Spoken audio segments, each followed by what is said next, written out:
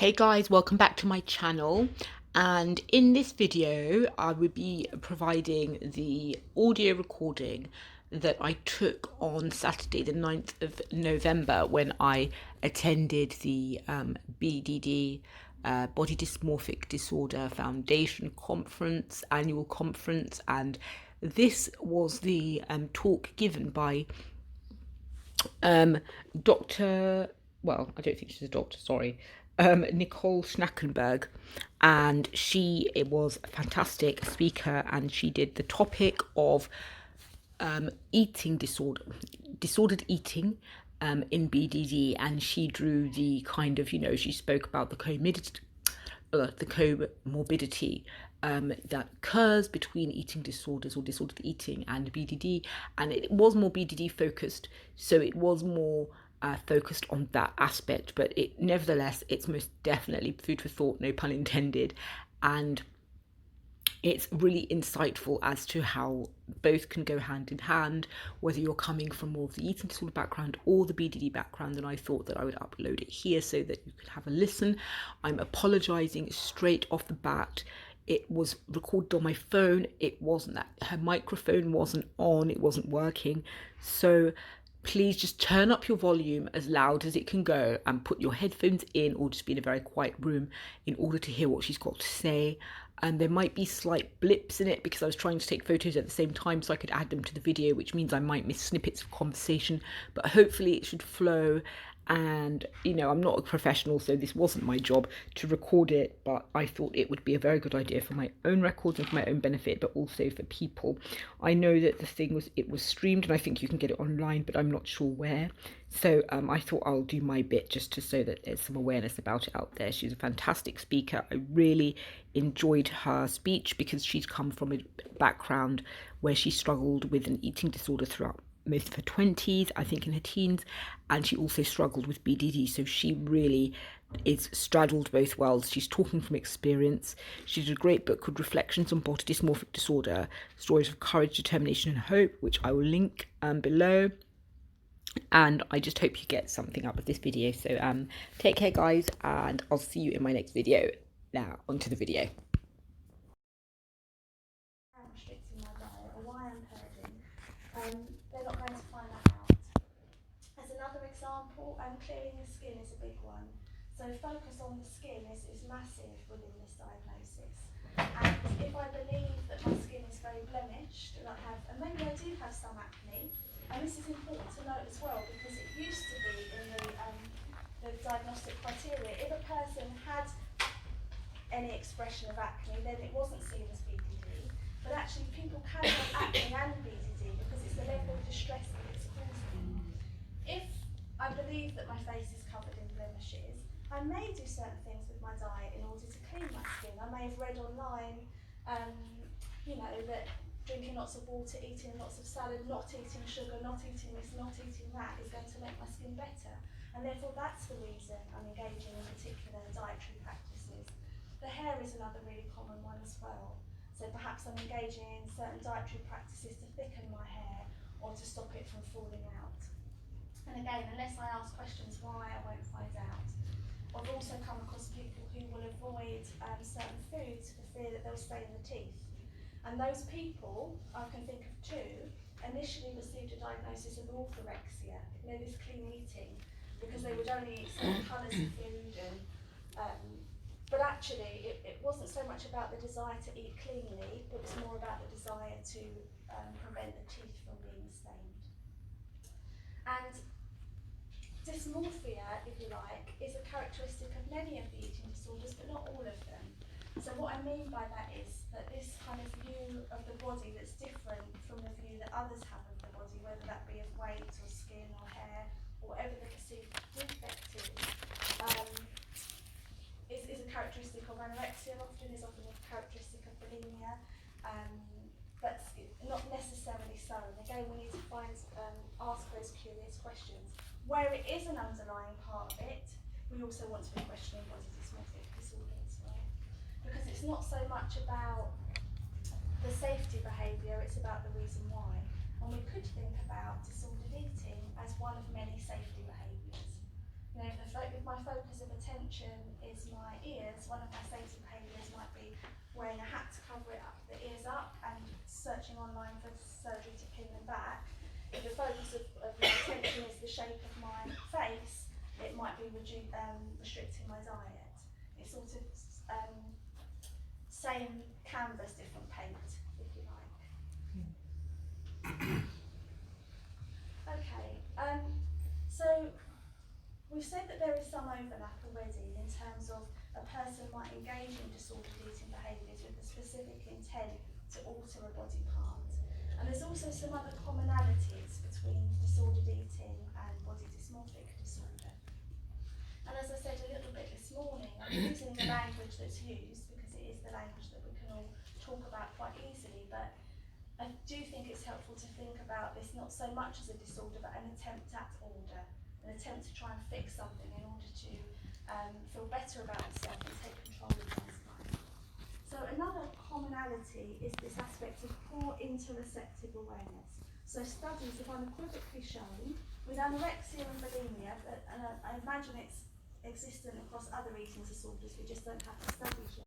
The lived experience of our body from the inside is how we're able to feel those internal signals. So it's things like our hunger and fullness signals, our body temperature, blood pressure, pain, the heartbeat. And in fact, the heartbeat was the thing used to measure it for body dysmorphic disorder in the recent study. Yeah, all of those things are interoceptive signals. And studies have shown that it's poorer in people with these diagnoses. Of course, it's a chicken and an egg situation. Does the poorer interoceptive awareness precede it and lead to it? Is it fueled by it? I imagine probably a mixture of both. But the interesting thing is why this is important. So it's important from the aspect of our physiological health, because it's quite handy actually if I know when I'm hungry and I'm full, because if I don't, that can also feed into disordered eating behaviours. But also, and same with skin picking, same with hair pulling, but also it's really interesting in terms of the emotional life. So Anthony Damasio talks a lot about how emotions use the body as their theatre. I think that's a lovely way of putting it. So our emotions express themselves through the interoceptive signals of our body. You know I'm a bit nervous right now, although you're all smiling at me so kindly because my heart rate's a bit faster. I've rolled my sleeves up, which I rarely do because I'm feeling a bit hotter. I have a sense that my interoceptive signals are alerting me to something. It's handy to know that I'm anxious early on, because then I can recognise it and I can do something to modulate it and regulate it. If my interoceptive awareness is poor, I may miss those signals actually. I miss the signal of my fluttering heart and feeling a bit hot. And then I won't notice it until it's reached a crescendo. And people will often talk about this feeling like they're either feeling numb, so they're feeling nothing actually. And I hear things like, I feel like a wooden person, I feel empty inside, I feel like there's a glass wall between myself and the rest of the world in one moment, and then suddenly feeling like just totally overwhelmed by emotion, totally unable to cope with that, and very little in between. And that's this linked with the nervous system, which we'll talk a bit more about, and also when the two are interlinked anyway, linked with poor interoceptive awareness. So increasing our interoceptive awareness, I would argue, for both eating disorders and BDD would be quite helpful actually. And we'll talk more at the end about how we might do that. So in addition to being characterised by poor interoceptive awareness, both BDD and eating disorders are characterised by nervous system dysregulation. And again, I mentioned that briefly this morning, but again, it's this idea that so we have those two branches of our nervous system, the energy mobilising and the energy conserving. In the middle, we have this window of tolerance, and it's this idea that we're kind of swinging between the two. So we're swinging between this feeling of overwhelm and this feeling of numbness. And because both of those experiences are very difficult to tolerate, we need to engage in a behaviour to bring ourselves back into the window of tolerance. And disordered eating, unfortunately, works well in the beginning. It works well in bringing us down or bringing us up. And because it works well, in terms of soothing us, and we'll talk about that a little bit more, it can become compelling because it worked last time, so why won't it work this time? So it becomes my coping mechanism, it becomes my safety behaviour. So I would argue that it's helpful to think about safety behaviours as soothing seeking as opposed to destruction seeking. We're not actually seeking to destroy ourselves. It might look like that to the outside eye when we're seeking to soothe ourselves in some way. And actually this can spiral into becoming self-destructive, but it doesn't start that way. Is this all making a little bit of sense? So Yes, yes. Okay, that's delightful. So, very briefly then, this window of tolerance model. So this is the idea of that energy mobilised, sympathetically driven state, and that parasympathetically driven state, and that window of tolerance in the middle. But also what's important about this is the way we tend to deal with things that overwhelm us. So this model is often used for trauma. And if we think about trauma as any experience where we are emotionally overwhelmed, we're feeling emotionally overwhelmed for whatever reason, the first thing we do as human beings is that we try to socially engage, and that makes total sense, doesn't it? So we try to bring people close to us, and we try to have an experience of connection to soothe ourselves. If that doesn't work for whatever reason, or it isn't available to us, or perhaps we've tried to do that in the past and we haven't quite managed it for whatever reason, we'll go into the second line of defence. So this is an energy mobilised state. It's that sympathetic fight, flight, freeze or fawn. And this is sort of above our window of tolerance. So the sympathetic nervous system kicks in, we get a rush of adrenaline, and it's at this point that we might be seeking some of those behaviours. So we know, for example, that starving the body can bring these feelings down actually, can kind of soothe that sympathetic arousal. So if that doesn't work, perhaps we can't run away or flight. And actually if we think about fight, flight, freeze and fawn, eating disorders and body dysmorphic disorder are particularly a flight behaviour. They're particularly a flight behaviour because we are escaping from something that feels unbearable. Often the thing we're escaping from is our felt sense of our own badness, and then we're escaping into the mirror, into the disordered eating behaviour, into the mirror checking, into the seeking cosmetic surgery to somehow cope with that, to both give ourselves the sense that we can fix that sense of badness, but also to regulate the nervous system. And if that doesn't work, we're going to the third line of defence, which is parasympathetically driven, driven by the dorsal vagal nerve. So if you want to look that up, it's a fascinating nerve. And this is where we get that numbing of emotion, the numbing of sensation, the numbing of feeling. Binging brings us here actually. So if somebody is up here and they're experiencing that feeling of flight, and then they go to eat a large quantity of food, that has this effect, this kind of numbing effect, which can be quite handy in the short term if you're feeling that the thing that you're coping with, whether that be the emotional and external experience, is unbearable. But in the long term it doesn't work, because afterwards comes a feeling of shame, guilt, and then so the cycle may possibly continue. I also just want to say, because I think it's really important, that all of the behaviours we might engage in, whether they be with disordered eating behaviours, starvation, binging, purging, or other kind of safety behaviours that are more commonly related to body dysmorphic disorder in the literature, we're doing the best that we can. We really are doing the best that we can. We're doing the best that we can at the time with the resources that we have. So I know that these experiences can often come with a feeling of shame, but actually, you know, we're trying to do something to modulate and regulate ourselves.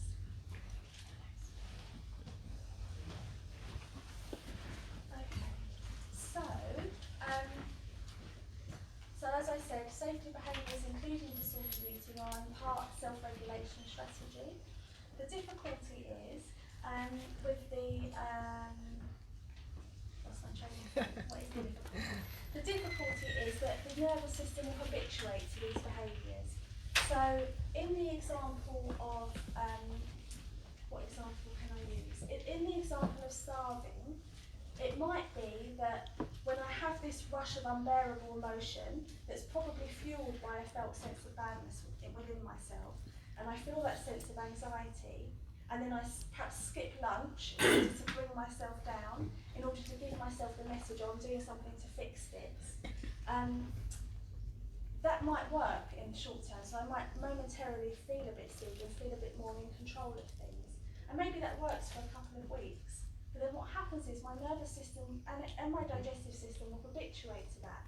So now, 2 weeks later, skipping lunch isn't enough, because it isn't enough to kind of quell those feelings. So now I need to skip lunch and dinner. And that's enough for a few weeks, and you can see how it happens. Similarly with mirror gazing, you know, maybe I look into the mirror for 5 minutes and I check my skin, and in that moment it's enough just to bring my anxiety down a little bit. But my nervous system habituates, and then the next week I need to spend 10 minutes, and then, you know, half a year later I'm spending 4 hours. And I think it's really helpful to think about how that can happen, and therefore, again, that it isn't something we should be ashamed of or feel is our fault in some way. It's our nervous system doing what our nervous system does, and if we can support it, perhaps we don't need to continue in that cycle. And actually, often, once we engage in the safety behaviours, we feel exhausted, absolutely exhausted. So we've done the binge and the purge, or, you know, we've picked the skin in front of the mirror for a long stretch of time, and then afterwards it's like there's no energy left in the body, and that's because we've gone from that hyper-aroused state and dropped down into that numb, hyper-aroused state, which is kind of what we were trying to do subconsciously in the first place, in a funny kind of a way.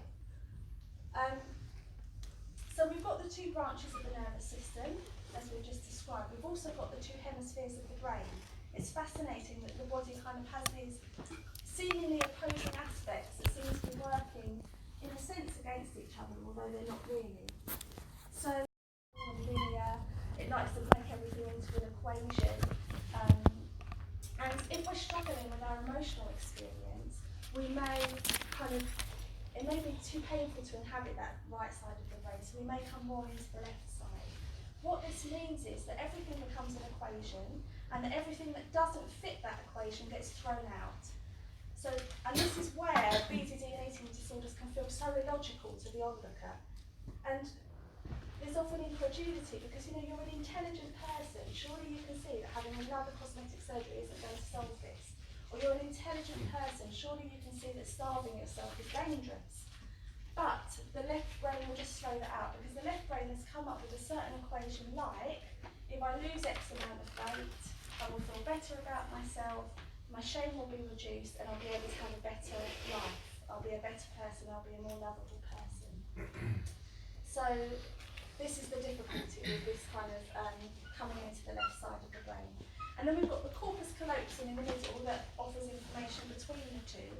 And if information isn't going between the two, those kind of emotionally driven experiences, so when we engage in a binge or a purge, or we engage in starvation behaviour, the left side of the brain won't necessarily cling to that emotionally.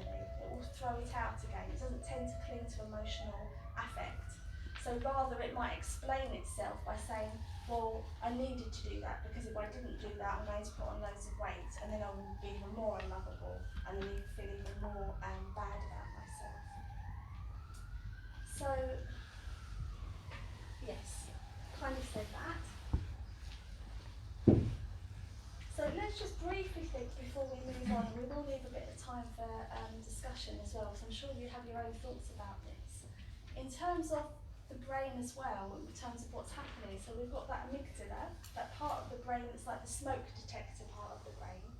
And if we feel that we're under threat, and that threat might be from our own emotional experience, then that amygdala will rapidly fire. It will initiate the hypothalamus to release adrenaline, and it's that adrenaline rush that we might perhaps be seeking actually, particularly if we're feeling numb. Interestingly, what adrenaline does is it focuses our attention, narrows it down, and that's what we get in the experience of BDD as well. Everything gets focused down. Similarly with eating disorders, everything gets focused down into something very narrow. That in part is that adrenaline system. The heart will speed up, the respiration will speed up, and then, so that's our sympathetic branch, our energy mobilising branch, and then cortisol will come in, and that will stimulate the parasympathetic branch, which is where we get the drop. So what we find is with both eating disorders and body dysmorphic disorder, we are totally stuck in these highs and these lows without experiencing very much in between. And because that's so difficult, it can be difficult then to come out of the behaviours because they're almost fueling. It's almost as though the nervous system has been therefore set up to dysregulate under stress. So I'm feeling a difficult emotion, I don't know what to do with it. My nervous system doesn't know what to do with it because it hasn't learned to regulate itself. And so I need to go to the safety behaviour, I need to go to the binge, I need to go to the purge, I need to go to counting my calories. And as I said before, so we can conceptualise these experiences as a flight response. So, I guess this is the interesting bit, isn't it? Okay, so we know that our nervous system works antagonistically, and we know that with eating disorders and BDD it can be dysregulated. We know that people with diagnosis of disordered eating and BDD have poor interoceptive awareness, and we know that they tend to come more into the left hemisphere of their brain. Okay. If we think about the brain in particular, part of what we want to be doing is activating the connection between the left and the right hemispheres of the brain. We also want to be doing things that gently bring us back into an experience with our more emotive side of the brain. So art is a big one, anything artistic and creative. Singing is a particularly interesting one. So I've met children, I work as an educational psychologist in my day job, and I've met children that cannot speak and that can sing. And I thought, And then I went into the research and I found actually it's because they're different parts of the brain. So it's the left hemisphere that's more the language, typically, depending on which hand we are, but I won't go into all that.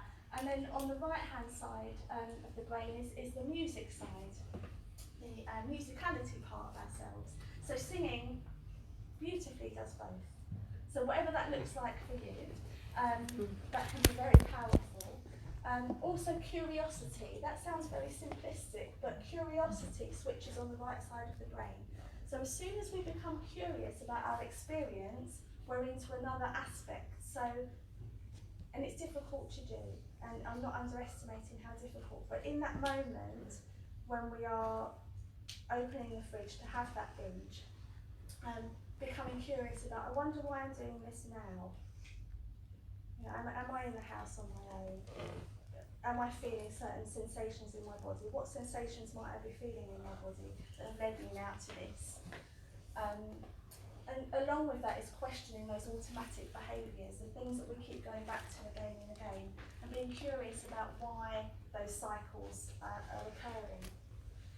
The self-compassion that we mentioned this morning is very much a right-hand side part of the brain that brings the two together. Anything that crosses the midline of the body, the right arm and leg are operated by the left side and vice versa. So if we're using both arms and legs and we're crossing the midline of the body, we're going to be bringing those parts of the brain. And you might think, well, that sounds very simple, but it's amazing the impact of something like yoga and Tai Chi on a sense of kind of integratedness. And then also verbally sharing our emotional experiences. I'm going to whip through some of these so we have time for a little bit of time for discussion. How do we increase interoceptive awareness? There are many ways. These are my personal favourites. So any kind of mindful movement with the breath, yoga, again comes up. Particular meditations that ask us, you feel the sensations in the body. Then you consider what needs those sensations might be pointing to, and then you consider what actions you can take to meet those needs. And it's like a little cycle you can repeat to yourself. It's very beautiful. The listening and responding to your interoceptive signals, verbalising where sensations felt in the body, and that could be on your own in your bedroom. You know, inhaling and lifting up one arm and then verbalising. As I do that, I can feel the muscles in the right side of my ribs extending, and feeling the heartbeat. And this is the one that came up in the BDD study, that people with a diagnosis of BDD aren't very good at detecting their own heartbeat. And remember, this is a measure of our ability to connect to our emotional state. So, you know, putting the hands on the heart, maybe doing 10 seconds of quick jogging, and then feeling, okay, there it is, and connecting with that felt sense of your own heartbeat. We need to update our amygdala as well. The difficulty with that smoke alarm part of the brain is that it isn't very good at updating itself. It's actually not only stuck in millennia gone by, but also stuck in our own personal past experience. So checking reality out, which is easier said than done. Something that I find very helpful personally and have found very helpful in my own life is placing my hands on my heart and asking that terrified part of myself how old it thinks I am. The answer I always get is about 6. Thinks I'm about 6 years old. I'm not. I'm 36 years old. So I lengthen through my spine and I remind that part of myself I'm 36 years old. And it's almost like updating that frightened part of yourself that perhaps might be stuck in an experience that was very painful. Lengthening through the spine when you're afraid to show that you've actually grown, you're not so small anymore, because a lot of these experiences will be rooted in earlier experiences. So it's almost like we're continuing to carry out a response that was started ages ago and we no longer need, but the amygdala doesn't know that. Amygdala. Repeating phrases like I am safe, I particularly like to do it like this. So as I press each finger, the present moment awareness. So when it's all spiralling and then there's that desire to go to that safety behaviour. Okay, I'm Nicole Schnackenberg, I'm standing in this room, the carpet is green, I can see the leaves, perhaps there's something I can hear, maybe there's something I can smell, bringing myself to this moment and letting the amygdala know you're not back there when I was being bullied, or you're not back there when I was feeling ashamed, you're here now, and actually here's safe, here you're okay. And then increasing our window of tolerance. The good news about the window of tolerance is you can make it wider. So what that means is that if I have an emotional experience that spikes me up in terms of my sympathetic nervous system, because my window of tolerance is bigger, I spike up, but I don't go outside of my window of tolerance. I can tolerate it. And that's very, very useful. So part of that is staying with those difficult emotions, again, easier said than done. Actively taking ourselves outside of the window of tolerance. So for some people it can even be very challenging just to sit with nothing in the hands, doing nothing alone, and it might bring up all of these difficult emotions, but allowing them to come up and just staying there with the breath and allowing it to play itself out. And that way you're broadening your window of tolerance and also updating your nervous system. Breathe into that emotion, welcome it. Hello, fear. There you are again, coming up a lot today. What do you want to tell me? What's your story? Why are you popping up right now? And if we externalise it and talk to it like that, it's quite interesting sometimes, the answers it can give. Something I've mentioned before in other places is that you can write perhaps the fear with your right hand, which is the left side of your brain, and then answer with your left hand, which is the right side of your brain. So involve the right side of your brain and get the left hand to let you know actually why it's fearful and what it needs in order not to feel fearful. And then painting that emotion, sculpting it, and also recognising that the fear is an experience you have, it's not who you are. So it's not you. And that sounds really simplistic, but actually I think a lot of us really identify with our emotions because they feel so overwhelming at times. But actually it's something that comes and goes in our experience. And again, yoga and similar practices. So I want to finish there just with these last points. So remembering that BDD and disordered eating can and often do overlap, and it's okay for us to challenge clinicians if they're saying to us, well, you've got a diagnosis of anorexia, so you can't have BDD. Well, actually maybe I do, and therefore maybe I need 2 different kinds of treatment. Treatment for eating disorders should include both psychosocial care and nutritional input. Early intervention, as Anita said, cannot be overemphasised. Important, really important, to have the physical health check regardless of the weight of the person. It's not enough for that person to stand on the weighing scale. We need to check out their electrolyte imbalances, we need to check out the activity of their heart in particular. Not being afraid to talk to someone if we feel that they are struggling. Again, that can be difficult to have those conversations, bless you. But if we're opening it, not so much with, I've noticed you've lost weight, which might cause that person to react quite defensively, but rather, I'm a bit worried about you, you seem quite sad, is this something you'd like to talk about? Can often be a smoother opener, let's say. The importance of addressing those underlying feelings of not good enoughness and shame, and considering the nervous system related factors. considering that actually the reason I continue to starve myself is because it numbs me out to difficult emotions, and therefore if I begin to eat more in inverted commas normally, I may feel those emotions and I don't know what to do with them. Okay, then I need to be supported to know what to do with those emotions, otherwise I'm not going to feel able to come out of that behaviour. And it's absolutely possible, completely 100% possible, to move beyond both disordered eating and body dysmorphic disorder and go on to live a happy and fulfilling life. And I've personally had both of those diagnoses and struggled a lot with them. And I think I'm one of the happiest people I know. So it is absolutely not beyond the realms of possibility. So I'll leave you with some resources and, oh, I'm sorry, is it until 2 or 10 past 2, Hannah? Until 2, so we've got 6 minutes for questions. Oh good, that's fast. Yeah, 6 minutes, exactly. Ooh, okay, lovely, that's good. So any comments, questions, reflections, ideas? Yeah.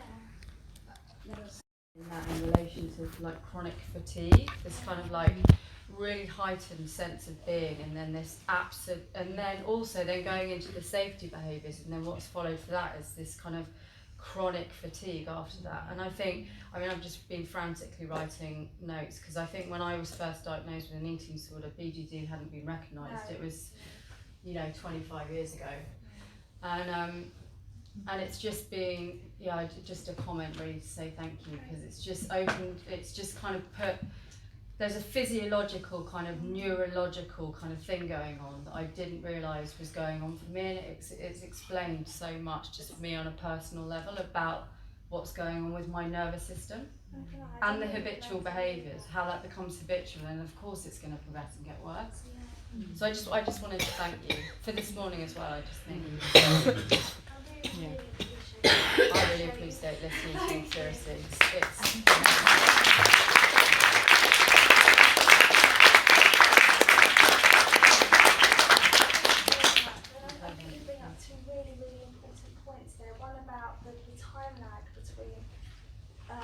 Moving beyond an eating disorder and then the body image struggles.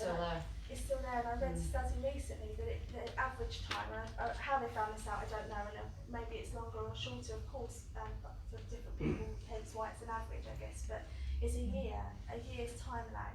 But actually my experience of speaking to people, my own lived experiences, because there's sometimes this idea of, we just restore your body weight in a case of anorexia. You're going to have this light bulb moment, you're going to stand in front of the mirror, you're going to see yourself as you really are, and you're going to, oh okay, and then you skip on.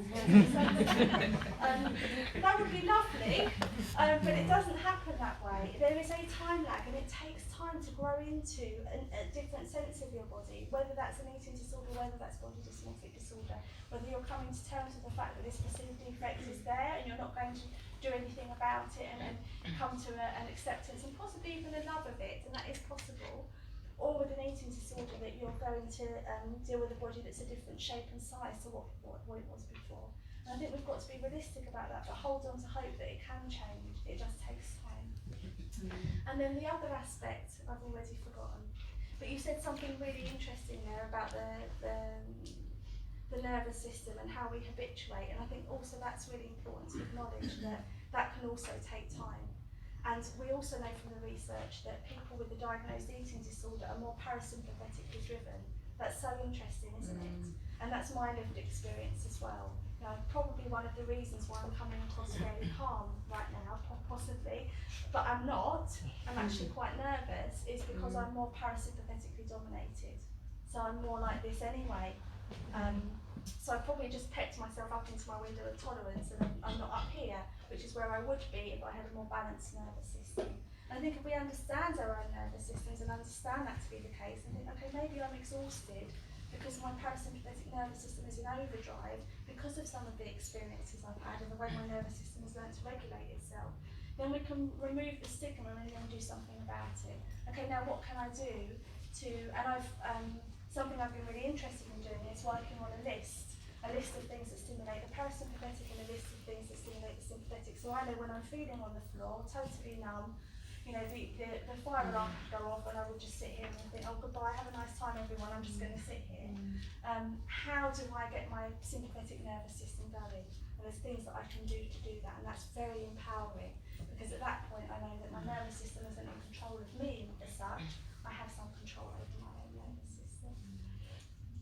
Brilliant. Thank you so much for that, Nicole. That was brilliant. Shall we say thanks again?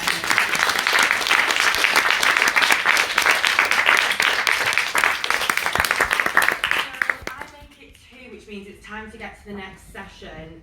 But Nicole, I'm sure you'll be around.